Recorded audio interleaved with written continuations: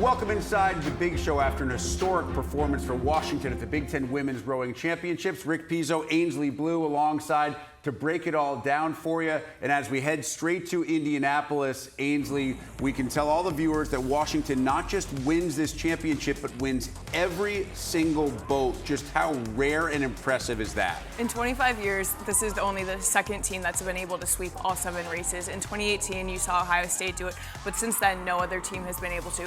So it's incredible history for Washington to not only make that, but it's obviously their first year in this conference. So being able to win all 7 races their first year coming into the Big Ten and just make this history, it's an incredible achievement for all the girls and all the coaches on the staff. Welcome inside Big Ten today. Rick Pizzo, Ainsley Blue with you as we discuss women's rowing inside the Big Ten. And Ainsley, you were telling me some interesting stuff before you got started here about how recruiting and setting up teams and finding out exactly what your roster is like in rowing is a little bit different than it is in any other sport, because you may be recruiting and you may have teammates that have never actually performed this sport at an elite level before. Right, so you see most athletes that are working in the Big Ten Conference, they've worked their entire lives for this moment to try to become an athlete in this conference. Whereas the sport of rowing, it is going to be a little different. You'll see signs up on the door saying, hey, come try rowing, or we do have those recruited girls. So you'll have girls that maybe have done the sport before and trained in junior leagues, but then there's also girls that were elite athletes playing on maybe a basketball team or swimming, you know, that really have the potential to succeed on a rowing team.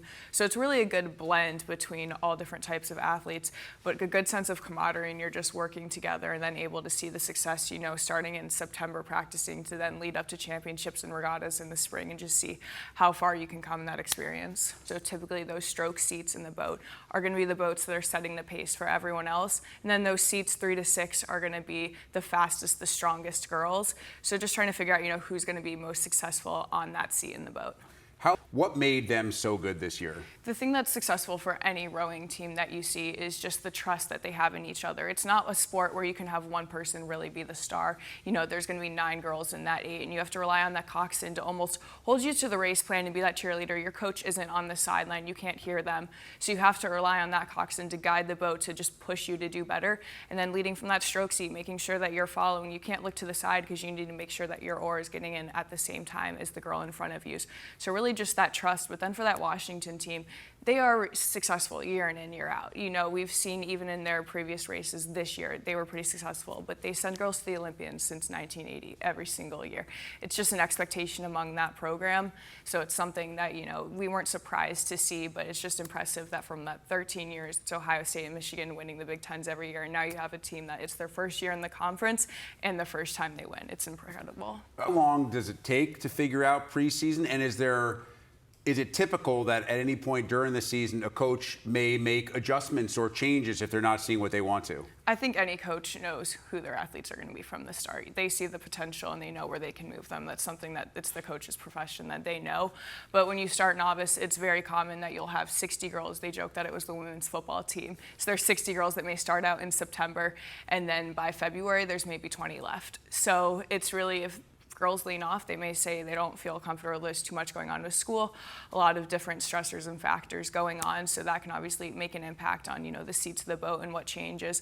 But I'd say from the start, the coaches can see and you know your build and what the potential is for everyone.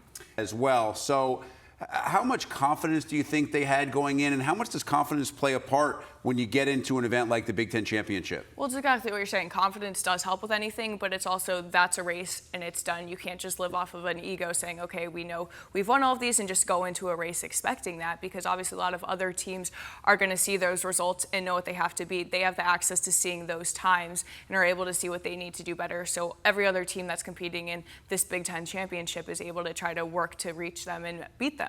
But yeah, that Windermere Cup was amazing. They do have those opportunities to see the international talent, and maybe that's girls that, you know, Washington wants to have on their team in a few years from now.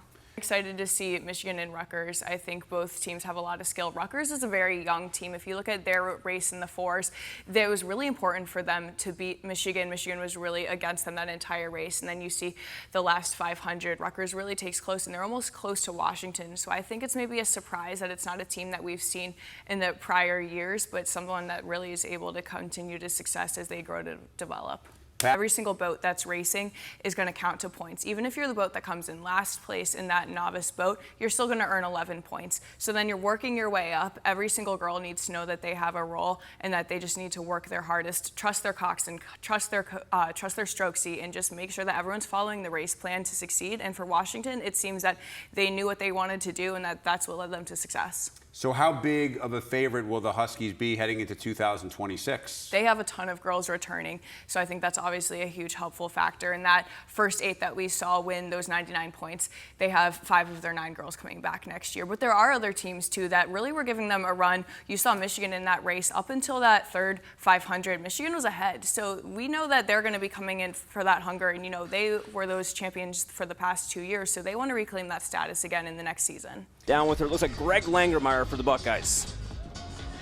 Great, congratulations, huge upset over Virginia. You guys were able to hold them just to 1 goal going into half. What were those keys to success for having you guys win today? Yeah, it was a team effort. Like you said, that team effort. Everyone's talking about the guys, that are scoring all those points, but it really does stem back to guys like Cullen, Bobby, who are causing those turnovers, getting the ground ball. What does it say about the culture of your team? Yeah, those guys, it starts with them. And then one last question for you. You guys had a full week to prepare for this game, another full week going into the Bryant game. What are those next steps to prepare? Yeah, we're going to definitely enjoy the feeling right now. Coach, Virginia typically has a really incredible, just skilled offense. Guys like Ryan and Truitt are able to generate at least 5 points a game usually. What has your defense been able to do to hold them just to 1 goal in this half? Yeah, we're playing with 7, man. We're doing us. We're not. And then after that last Air Force game, you said you really wanted to work on the offensive efficiency. Are you pleased with the ball movement so far? So 4 goals to open the season. How did it feel to start the season with a win? It felt great. Honestly, we just have such a special group of girls. And then beating a top 20 team to start the season, what type of message does this send to your opponents through the rest of the season about your strength and competitiveness for the entire team? Well, that's one thing we've always wanted to focus on. Thanks. Right before this game, I was talking with Bear and connected about just how small this lacrosse community is. Charlie Hayes, the head coach for Detroit Mercy, also plays in the PLL for the Philadelphia Water Dogs. He's returning for his 4th season this year with the team and is coached by Denver legend Bill Tierney and assisted by Dylan Sheridan, who coaches at Western Reserve Academy. Dylan was the high school coach of Titan Zach Snyder and Buckeye Blake Island, who have both scored goals today. It's an exciting reunion and competition for both these boys, and again just shows how connected this game is. Back to you guys. Thanks, guys. Around this time last year, Buckeye starting goalie Henry Blake went down after just opening their season with a victory over Utah, allowing freshman Caleb Viok to make his debut with a win against Cleveland State. After just 1 regular season game, the media's favorite Big Tasty had all the eyes on him. This year, it seems like the decision is still between the coaches of who the starting goalie is. Last Saturday against Utah, both goalies split almost equal time, and today we see Viok between the pipes with 1 save so far. Louisville was able to attack the goal early, get those first 5 goals in the quarter. You guys have been able to capitalize on a similar situation, getting those first 2 goals. What does your offense need to continue doing just to pull off this first victory? Yeah, I think confident with our stick work and ball movement.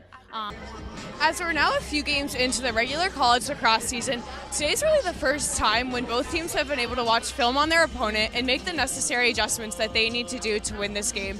February is a busy month of play, and both Bellarmine and Ohio State are coming off of short rest and have a long week ahead. Today, the Buckeyes' focus lies in just maintaining and making smarter possession with the ball and really capitalizing on turnovers. If you watch Bellarmine play, you know they're still working on their transitions, and Ohio State is able to capitalize on this with fast breaks and scoring goals. Back to you guys. Something I've been loving this early in the season is how lacrosse teams nationwide are sharing the ball. These past few seasons, you saw teams that had 1 or 2 key veteran players that took advantage of those added COVID years really lead their teams in points, but this year is a new era of opportunity. Both Bellarmine and Ohio State had 10-plus players in their games on Saturday's score, which really just shows the depth of their roster and gives new opportunities to new players to score and showcase their skills. In today's game alone, all 5 of Ohio State's goals have been scored by different players. Coach, with such a quick turnaround in days between games, what are the focal points in practice for you guys right now? Preparing for our next opponent. Played a few more games and having them under their belt, you could really see that it's been advantageous to Ohio State today to have learned their roster and really be able just to produce on the field. UVA has only played 3 games up until today, and it's clear they're still deciding who their main faceoff guy is to generate possessions. In the past, they were able to rely on Connor Schellenberger on attack really to just generate those points and lead the offense. But as Coach Tiffany just said at half, it's really been important to share the wealth and give a bunch of different guys scoring opportunities. As for Ohio State, their offense has been on fire in these past 15 minutes, and we really just need to see more from their midfield. Back to you guys. Coach, after that first half, you guys let in 1 goal early, but then were able to recover and score 3 goals, one of those being McKenna Webster's 100th point. How exciting was that to see, and what does it say about her skill? Yeah. Speaking to your coach at halftime, she said a key to the game was just the excitement in the stadium. How does that impact you and the team on the field? It makes a huge difference. I mean, we had a great audience, fans today. I mean, so many people came out to support. I spoke with Buckeyes head coach Steve Rollick following that first period. He was really excited about the amount of guys that were able to get time on the ice. The Buckeyes made a few mistakes during faceoffs, but they're able to fix them in these 2 upcoming periods. The Buckeyes scored 1 goal in that first period, and it was veteran Joe Dunlap. He's worked through a lot of injuries this past few seasons, so it was a great goal to get him confidence back on the ice. Back to you guys.